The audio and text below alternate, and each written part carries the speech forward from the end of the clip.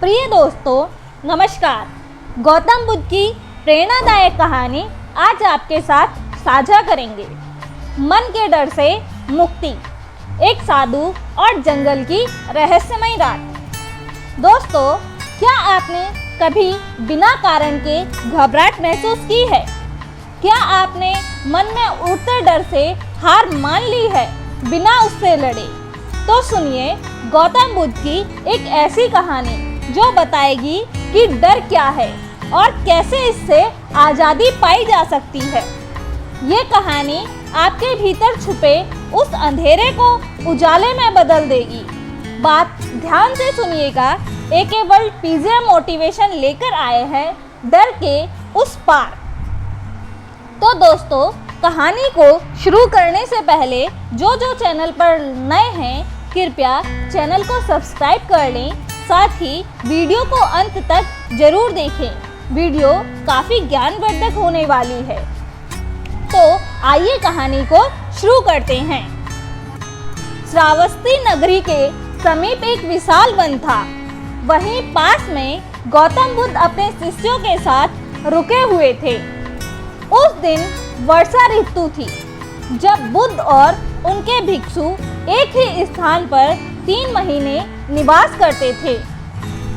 उन्हीं दिनों एक नवयुवक साधु भद्रक बुद्ध के शिष्य बना। वह तेजस्वी था, उत्साही था और ज्ञान की खोज में आया था। लेकिन उसके मन में एक छिपा हुआ भय था, अंधकार का डर, अकेलेपन का डर और अनदेखे खतरों का डर।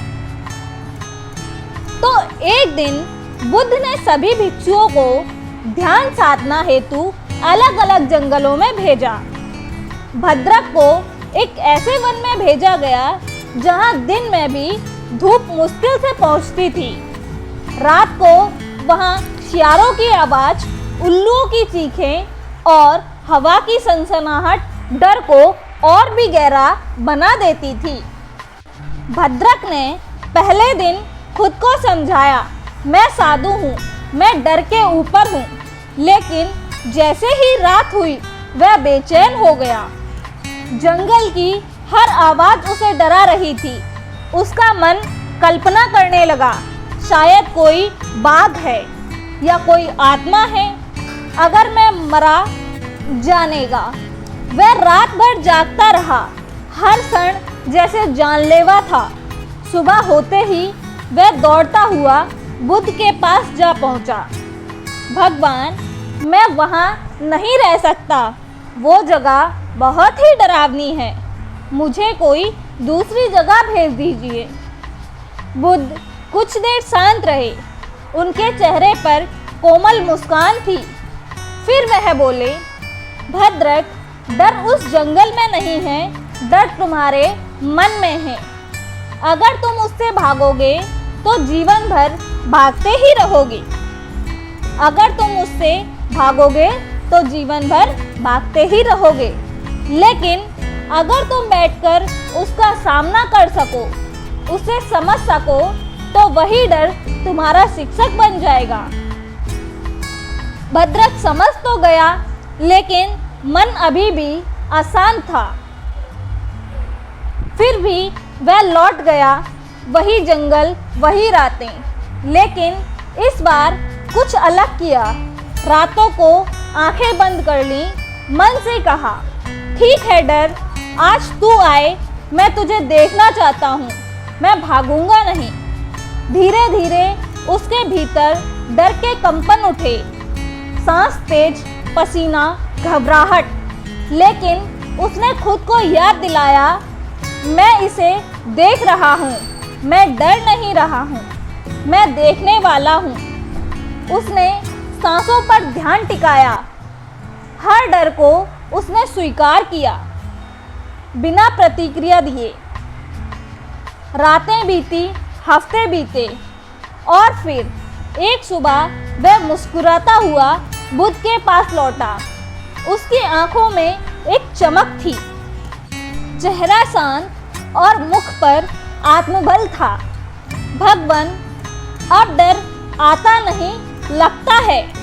जैसे वह कभी था ही नहीं। बुद्ध ने केवल इतना कहा, डर अज्ञान का पुत्र है और ध्यान उसका अंत।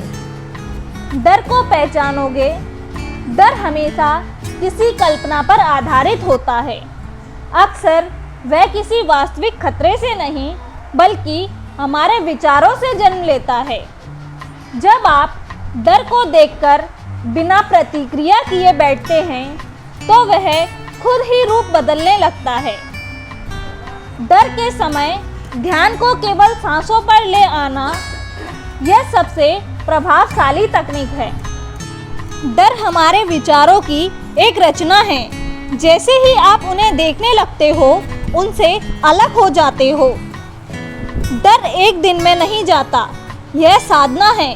रोज थोड़ा थोड़ा करके यह शक्ति बन जाती है।